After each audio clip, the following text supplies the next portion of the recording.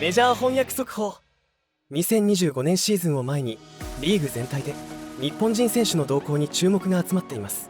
今回はマイク・トラウト選手や今後の活躍が期待される大谷翔平選手についての解説者たちの見解、そして佐々木朗希投手の獲得をめぐる各球団の動きなど現地メディアの最新情報を日本語翻訳してお届けいたします。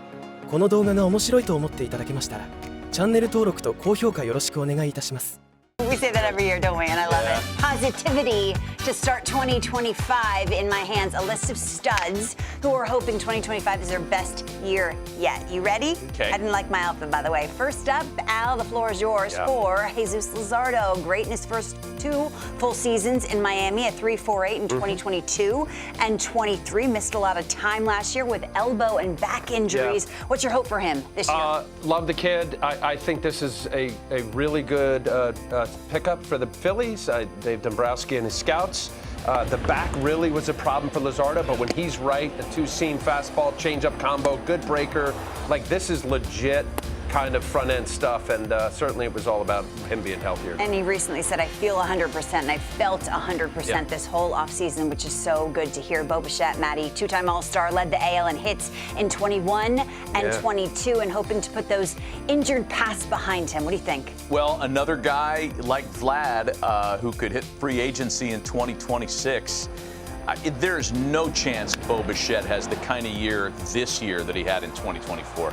Like, the injury to the finger, the broken finger, was just like, of course, like the year ends with that. He's going to bounce back. I don't expect anything other than an all-star appearance from Bo Bichette this year. I like that. The finger and the cap, just 81 games a year ago. It's a good one, a giant in our sport. What about Mike Trout? 9-time Silver Slugger, 11-time All-Star. What's the star Mike Trout's 2025 going to look like? Same as April of 2024 when he was like completely unburdened. On a mission, too, right? On a mission. He was stealing bases again. Shohei was gone.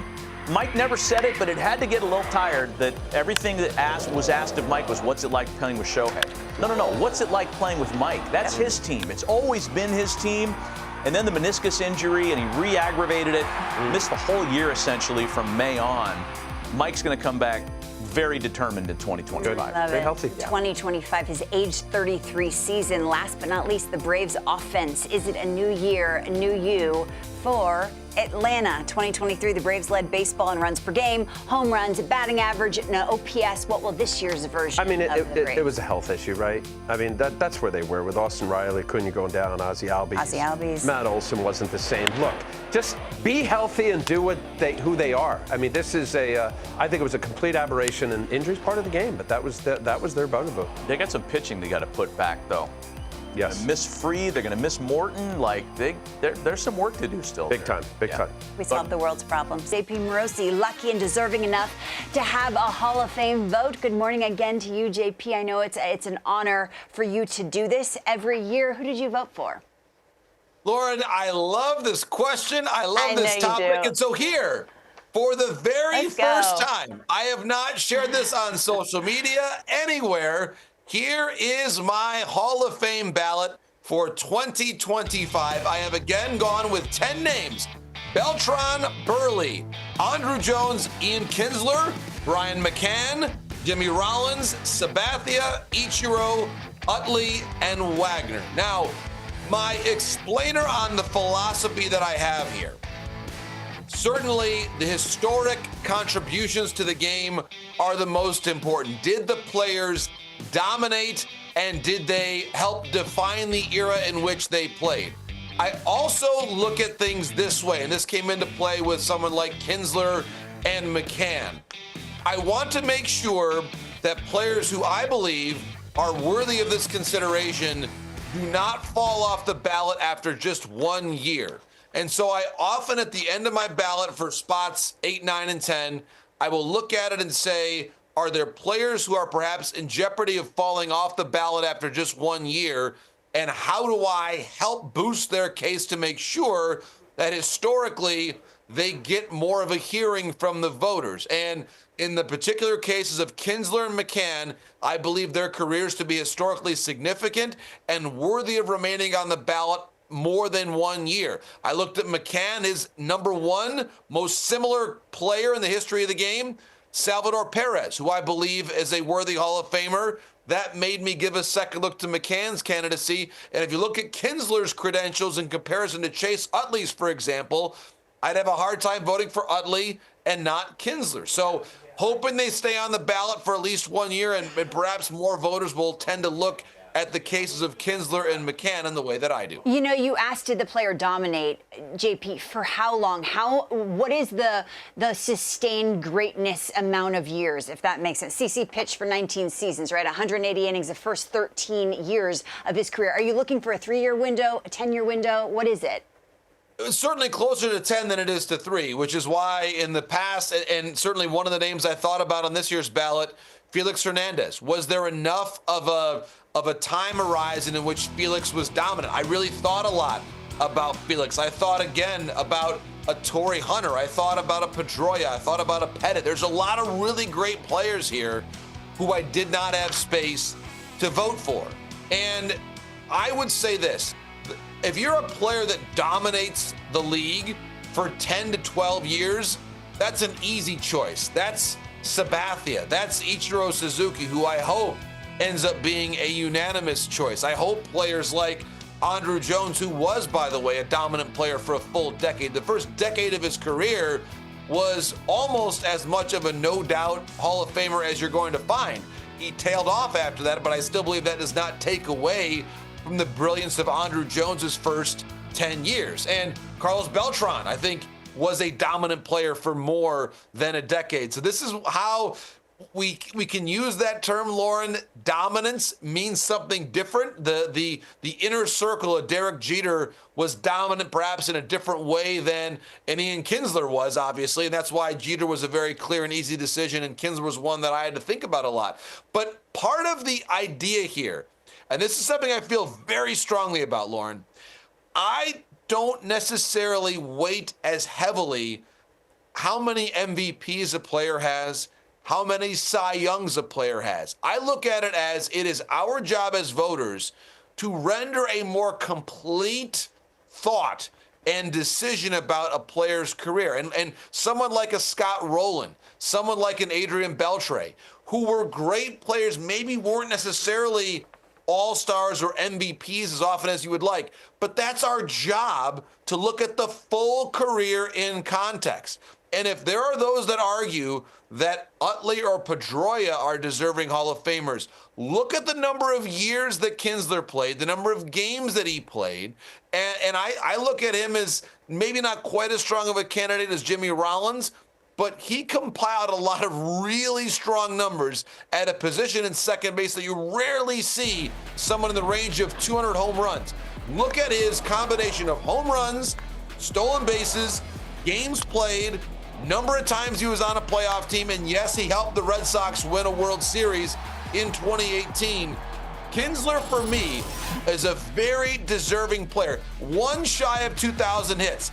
You have that number of RBI, home runs, and close to that number of hits as a second baseman while winning multiple Gold Gloves, multiple-time All-Star.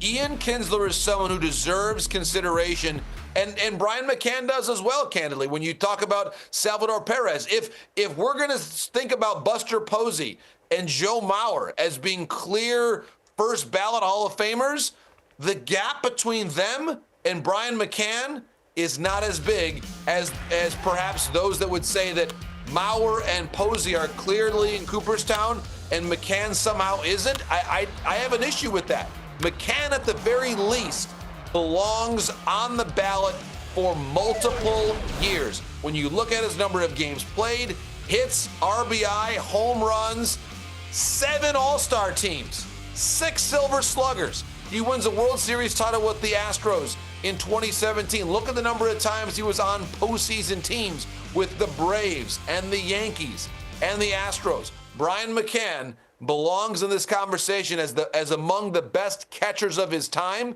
and I'm not at all going to discredit what he has done simply because maybe players like Posey, Mauer, Salvador Perez are a little bit easier, or Yadier Molina. There's a lot of great catchers in this time. Russell Martin is someone who deserves, I think, a look as well. So This is why I love this ballot. I like making the case for people for whom maybe they're overlooked a little bit by other voters. And you do it so well. It's fascinating to hear everyone's reasoning. You mentioned each year. I remember back before 2001, everyone was wondering if his skills would translate, right? And then he had a rookie season for the ages. What do you remember about that transition from Japanese baseball to Major League Baseball for him? Lauren, he changed the game because, to your point, at that moment in time, we had seen Hideo Nomo come over and succeed. Kaz Sasaki had succeeded as a reliever, but we had not yet seen a Japanese position player thrive as an everyday position player in MLB. Well, Ichiro changed the game in so many ways. And one thing I love about Ichiro, there's a wonderful graphic that is out there and shows number of hits through the age 26 season for players that eventually arrived at 3,000. And Tony Gwynn already had a lot of hits by the time he was 26, and so did Derek Jeter.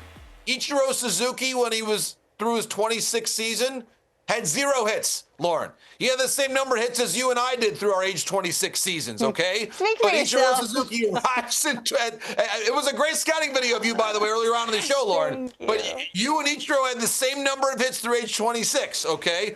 You haven't even turned 26 yet, but that was the case for Ichiro. Glad you brought that point up. So Ichiro gets his first hit, age 27, and somehow still gets to 3,000. Why? Because he's one of the greatest bat-to-ball hitters that we have ever seen in the history of the game. And Lauren, I'm going to say this. I cannot wait. We're about 2 weeks away from being in Cooperstown for the big ballot reveal.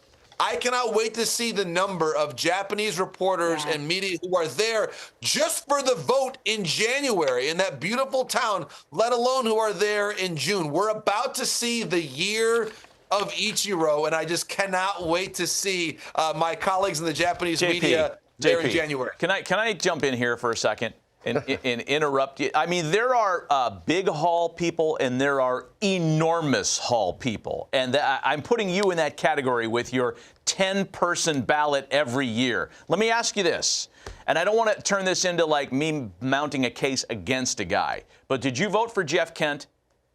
I did. Of course I did. All right. So, okay, good. Because you can't have Ian Kinsler on your ballot and not having voted for Jeff Kent. Because Jeff Kent's numbers completely crush Ian Kinsler's numbers. I mean, it's not even close in RBIs, homers. The best power hitter at his position ever is not in the Hall of Fame. So it's a travesty. It's not. It's not a statement on. To me. It's not a statement on Kinsler at all. It's just that I still can't get over Jeff Kent not being in the Hall of Fame. I think it's wrong. JP, good stuff, man. An impassioned case for Brian McCann and Ian Kinsler to remain on the ballot. Let's be clear, not necessarily get in, but to remain on the ballot. Good stuff. As we mentioned, getting into break, Anthony, good morning. The 2025 calendar year is only just beginning, and you've already been nice enough to peer into it to give out some postseason awards. I guess, as we say good morning and Happy New Year, define what it is you've done here in a piece that'll hit the website tomorrow, we should mention, and you're kind enough to give us a preview. How are you getting your head around this? Yeah, well, I always like to say, Matt, it's never too early to be wrong. So we're all going to be wrong with our award picks anyway. We can make picks in the mid-season and often be wrong. So why not just get it out of the way in January? I've done it the last several years. I look back at last year and I went 1 for 8. I got Paul Skeens Rookie of the Year correct. So that's something to hang my hat on. Who'd you have on MVP? Oh, man. I had Juan Soto, so I was close, you know. In the National League, I honestly don't remember. I've already just throw it out there. From my Say brain. Bryce Harper. Oh, I had Bryce Harper. I actually did. Yeah, that's right. Well, speaking of MVP, let's start right there. And again, you're previewing a column that's going to hit MLB.com tomorrow. Who are your way too early MVPs?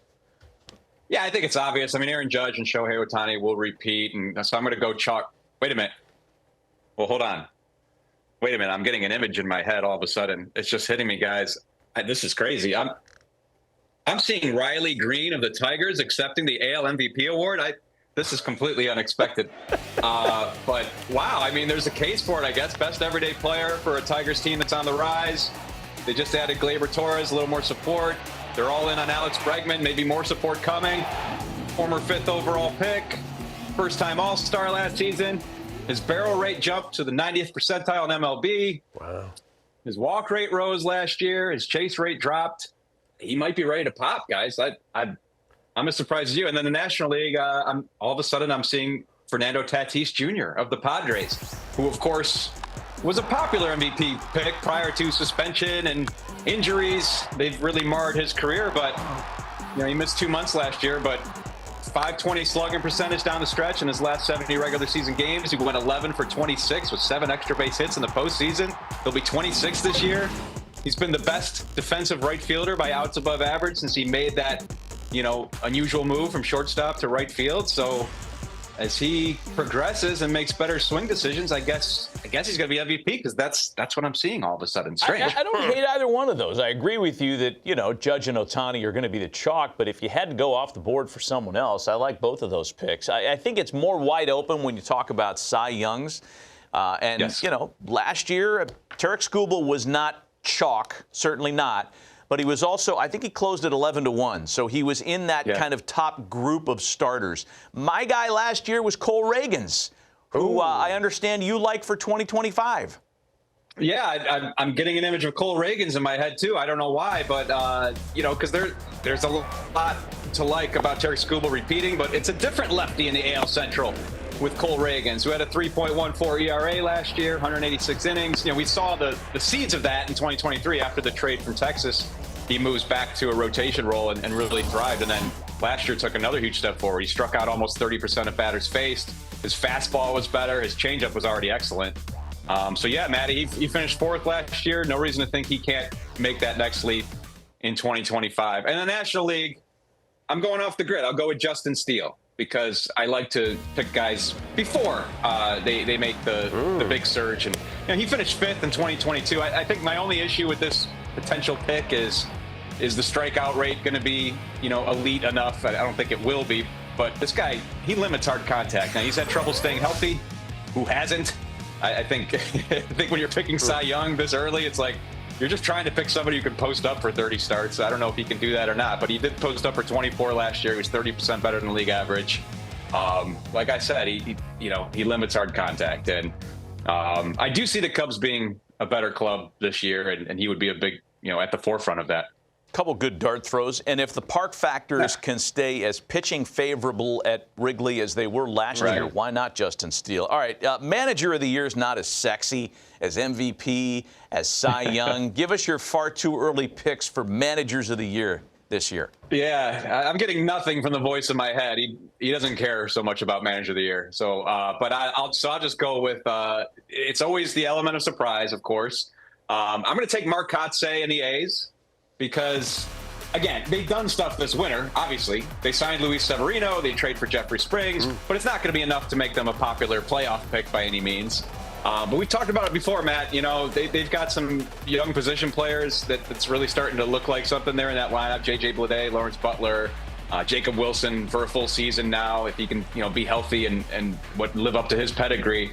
And I like Kotsay a lot. I just think that last year was so, difficult with the pending move. I thought he handled everything pretty well. And then Craig Counsell with the Cubs, who has never won manager of the year somehow. Yeah. But they've got Kyle Tucker in that lineup now. So the National League is a tough nut to crack. There's, some really good elite teams there. So it's tough to be the team that makes the big rise. But the NL Central is the place where that can obviously happen. And there's no reason the Cubs can't win the NL Central next season. So that would put Counsell in good position to stop being the Susan Lucci of managers and finally get that first place finish. He's finished second 4 times, believe it or not. Excellent reference. Wow. I don't think Counsell gets photographed with the Vaseline lens the way that Susan Lucci did for many years, but I do get what you're putting down there. Hey, without getting into it too deep, because I know your piece comes out tomorrow, Al and I aren't as versed, Al more so than I, in every minor league prospect that's out there on the landscape.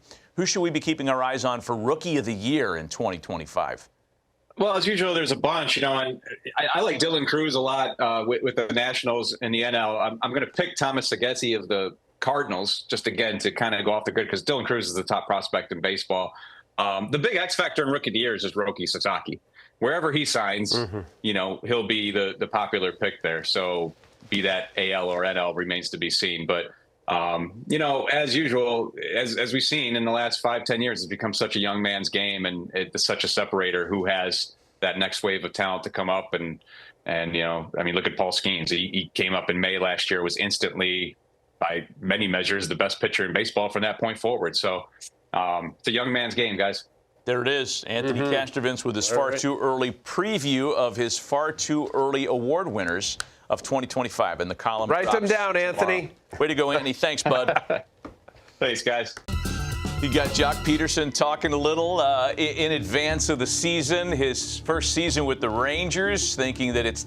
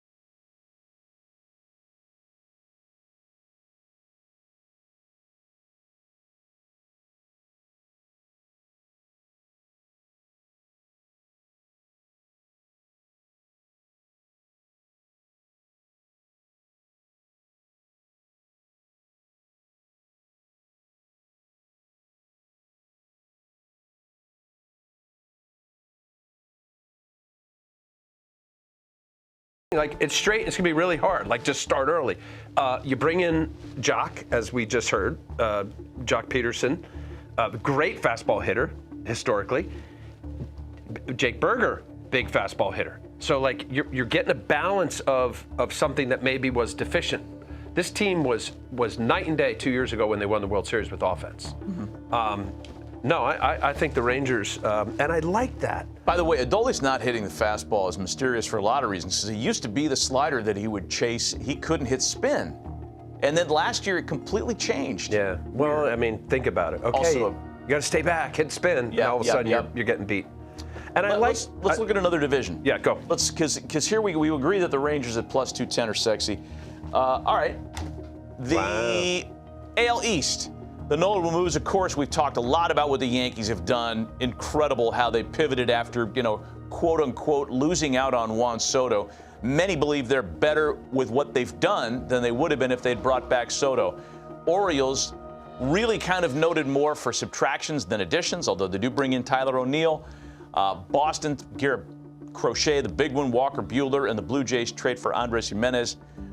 What do the odds makers think of the AL East? Odds according to FanDuel, I'll tell you what, man. I don't think the Blue Jays are going to win the division, but I think they're better than they were last year. So from the bottom up, the Rays, the Red Sox, the Orioles, the Yankees. Again, this is how they finished last season, was it not? Oh, no, the Rays finished in second place. Or did they?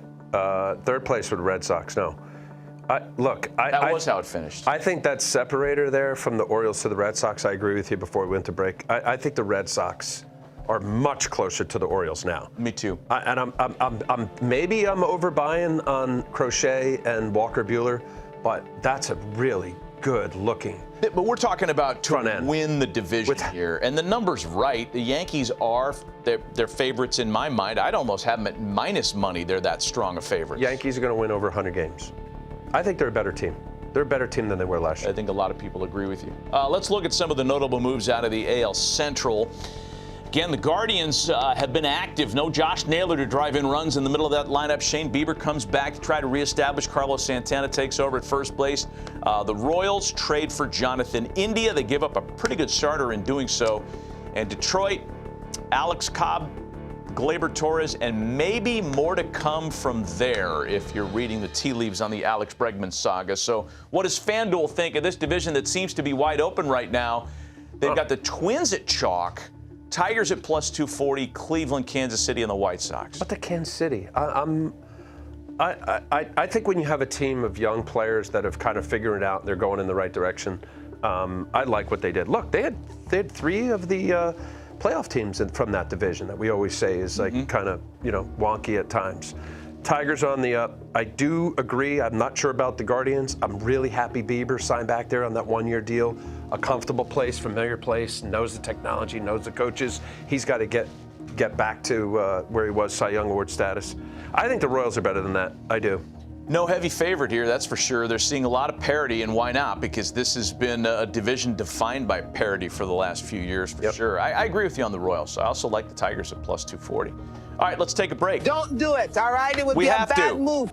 We have to. What do the odds makers think of the AL East? Odds according to FanDuel, I'll tell you what, man. I don't think the Blue Jays are going to win the division, but I think they're better than they were last year.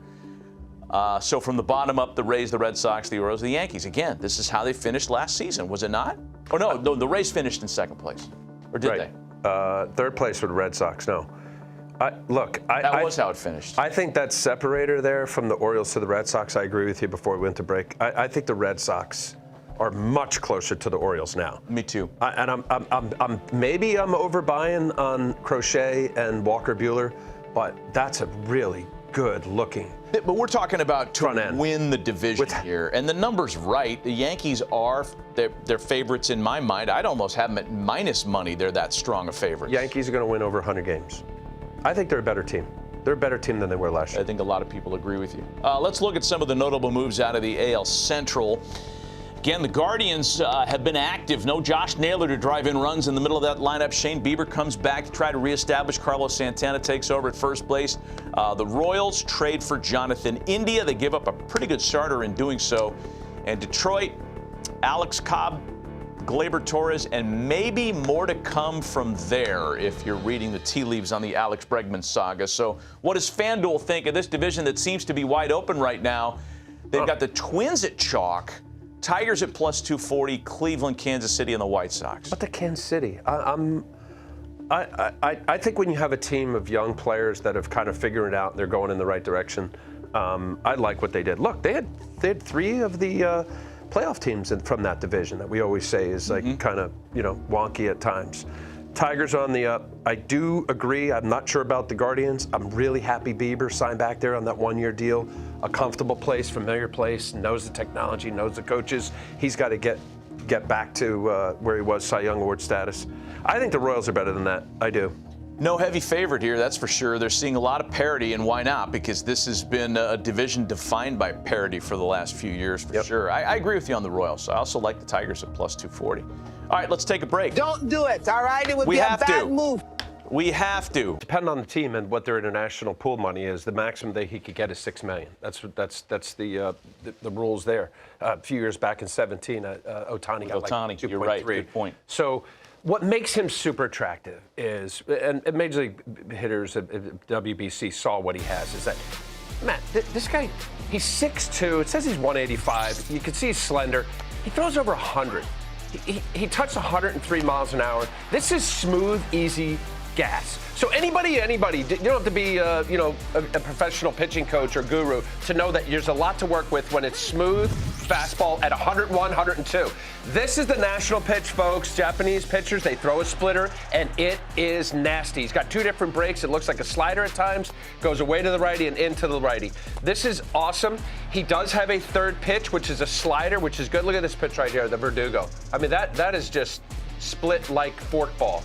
Those two pitches make him premium. What makes him interesting is that he's cheap. It'd be no different than if you were going around and drafting a college kid or high school kid. That's the way they're looking at 23. You're not having to give him a Yamamoto 12-year, $300+ million deal. There's some things in his delivery. Not yet. Things in his delivery, you know me, I'm a stickler on that. I don't love, but again, he hooks in the back and he does some things. He gets long. He's real late at foot count. But sidebar that. His stuff says premium. He also was overused. He had a 8-day window where he threw over 500 pitches in high school. 500. But he had a 12-inning game. He threw almost 200 pitches. I mean, there's stories like that on every one of those. I know, but they're not throwing 100. Darvish, all those guys used to get worked in high school. His velocity was down. So I'm picking now. But his, and again, I think because he's cheap and he possesses that velocity 2 years ago, 98 point something. This past year, 96 point something. Why don't you like the rapper? You don't like that? No. A lot of guys that have done that. Russ Ortiz, Sutcliffe. I know. And I'm not saying it can't work or doesn't work. Tanaka was it's just a long path, and there's some things. And then he's late at foot contact, which kind of leaves the arm vulnerable.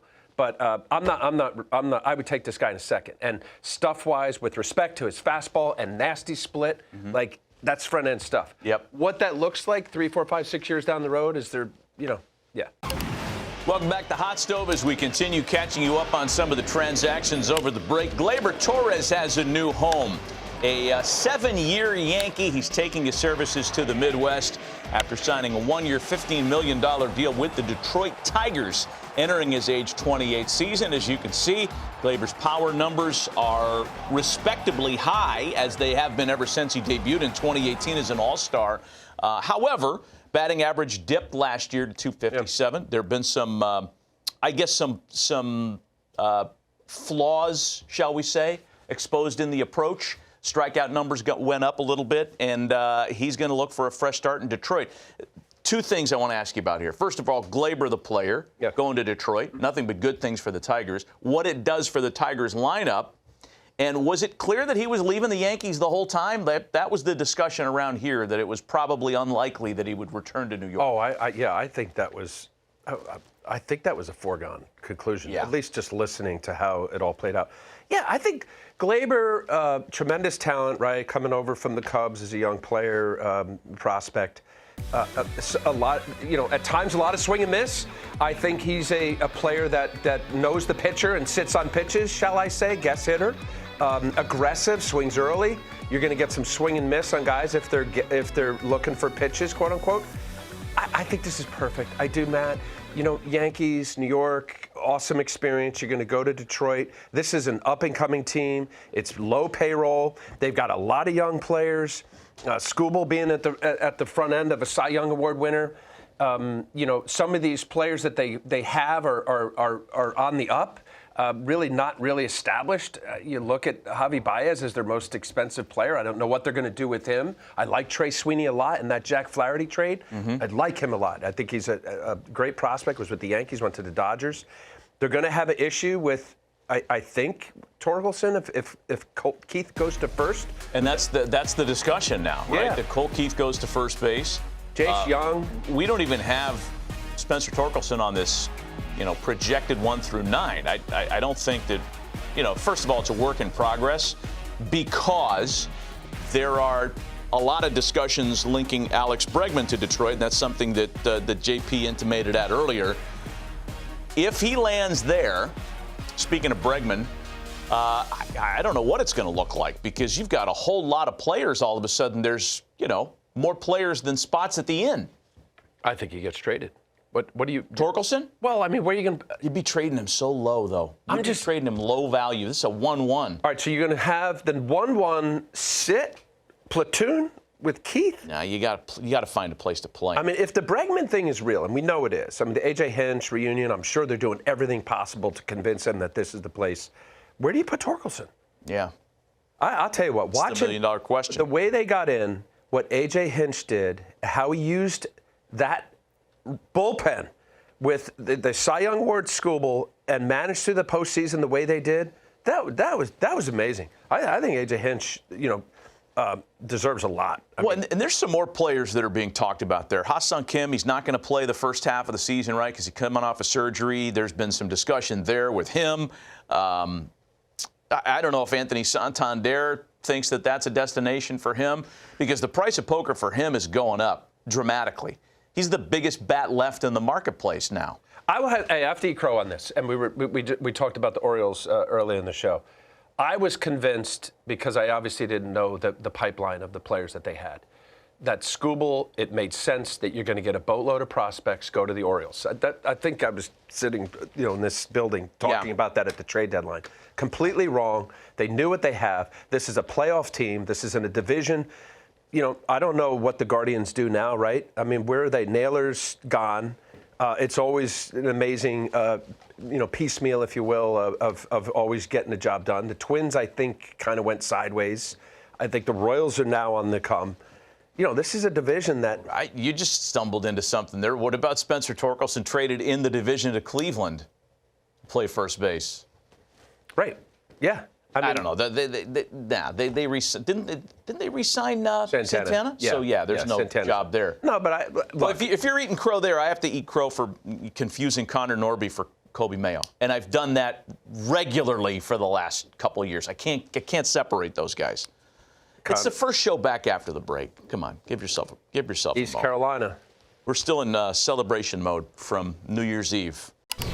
JP Morosi is What's already... not to like? He's tremendous. Tremendous. He is killing it in the new year. You had me at facial hair, honey. Happy New Year to you. You look fantastic. How are you? Well, Lauren, thank you very much. I'm just trying it out. This is not something that I necessarily expect I will keep for the MLB Central portion of our year, but something different to start the new year off. I was in the Dominican Republic. My family, I just decided not to shave for a while, and we're going to see how long this lasts. I love it. There's you look a lot of good-looking dudes in baseball. You are one of the very good-looking dudes in baseball. Corbin Burns is in that category, as is Jack Flaherty. Our attention on him on the grandest stage in the postseason. What uniform will he be in come spring training? What do you think? Well, Lauren, there was the report recently from The Athletic about there being mutual interest in a reunion between Jack Flaherty and the Baltimore Orioles. And I was listening carefully to the A block of the show as Al and Matt talked about it. And I can confirm that there is some legitimate interest in conversation between the Orioles and Jack Flaherty about Flaherty coming back. Now, yes, his results when he came over in the trade in 2023 were a little bit up and down, but he is a different pitcher now. He had a healthy, productive season, as you see there, between the Tigers and the Dodgers in 2023. And the Orioles realize, as Matt and Al documented, they need at least one more arm.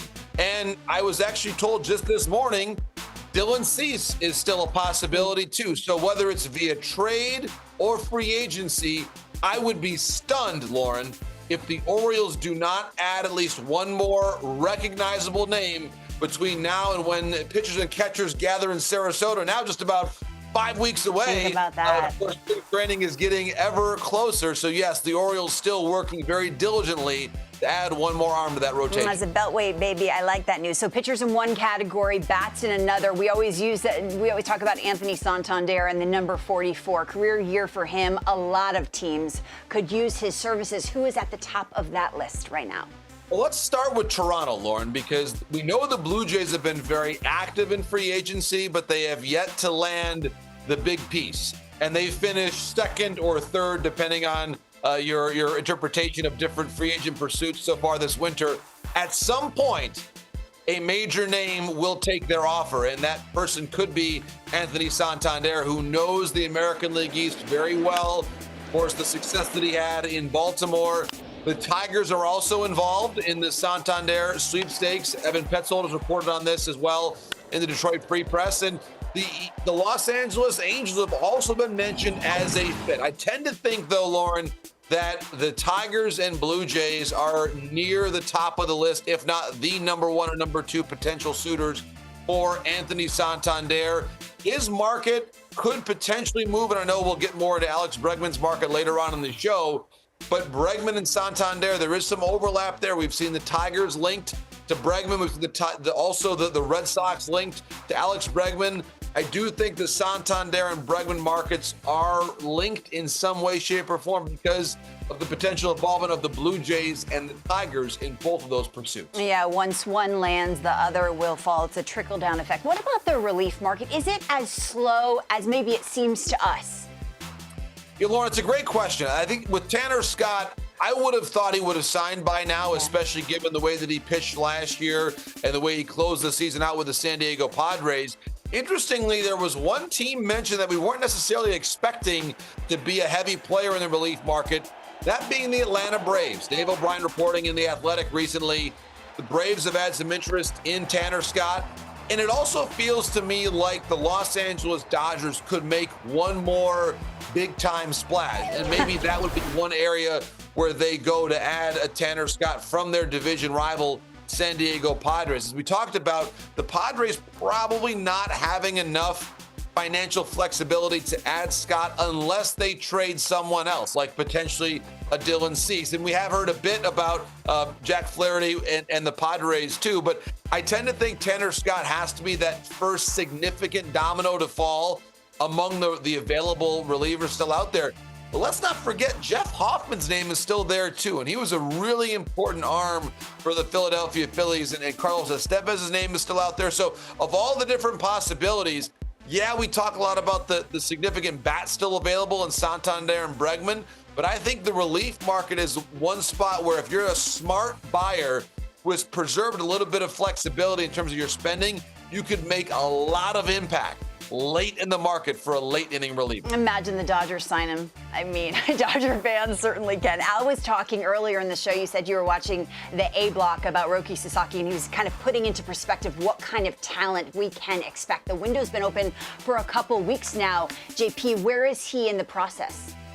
Well, he's meeting with teams now, and reportedly he's met with at least 6 teams as that signing window approaches. Now remember, we're about 13 days away from the start of the next signing period on January the 15th. So we'll probably find out Sasaki's destination between the 15th and 23rd of January. According to MLB.com, the teams that have met with them already: Yankees, Mets, Dodgers, Cubs, Rangers, and Giants. I still believe the Padres are going to have a significant impact in that marketplace too. The key thing, Lauren, of course, the age of 23. That's why he is not going to be able to sign a mega-dollar deal. He's still considered an international amateur by the rules of the CBA. He's going to sign, and Joel Wolf, his agent, did hold an availability recently with reporters in talking about how Sasaki's eventual goal is to be one of the best ever. This is a long-term play. It's not about maximizing the market size of the money right now. It's about what team with their pitching plan can put him on the best trajectory to becoming a legend of Major League Baseball over the next 15 to 20 years.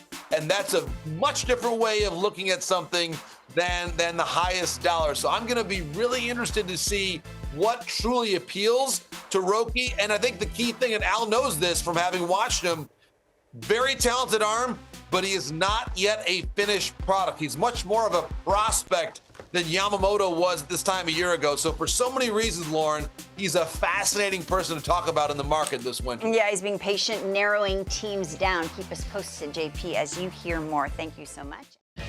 メジャー翻訳速報。佐々木朗希選手のメジャー挑戦について多くのチームが関心を示しているようですね。ヤンキース、メッツ、ドジャース、カブス、レンジャース、ジャイアンツなど実に6チームが面談を行ったとのこと。まだ23歳という若さでこれからの成長が非常に楽しみです。最高時速 165km という驚異的な速球と日本人投手らしいスプリットを武器にメジャーでも活躍してくれることを期待したいと思います。皆様の思いやご感想などありましたらコメント欄までお願いいたします。では次回の動画でお会いしましょう。ご視聴ありがとうございました。